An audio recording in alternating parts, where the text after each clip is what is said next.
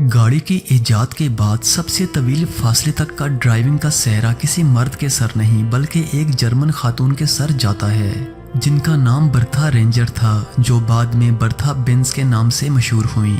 Bertha Benz ने यह कारनामा 1888 ईस्वी में सरअंजाम दिया था। इन्होंने 106 किलोमीटर तक गाड़ी चलाकर आलमी रिकॉर्ड अपने नाम किया था। ये तारीखी वाक़या 5 अगस्त 1888 ईस्वी को पेश आया, जब जर्मन निषाद खातून बर्था ने अपने बेटों यूजीन और रिचर्ड को साथ लिया।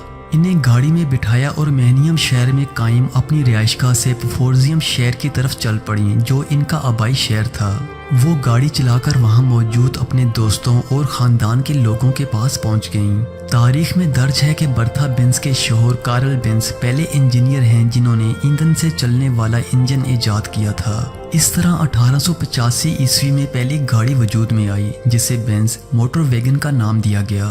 कार की तैयारी के बाद भी ये कार 1 साल तक इनके गैराज में रही, लेकिन बर्था बेंज ने इसे चलाकर दुनिया की पहली खातून ड्राइवर का एजाज़ हासिल किया।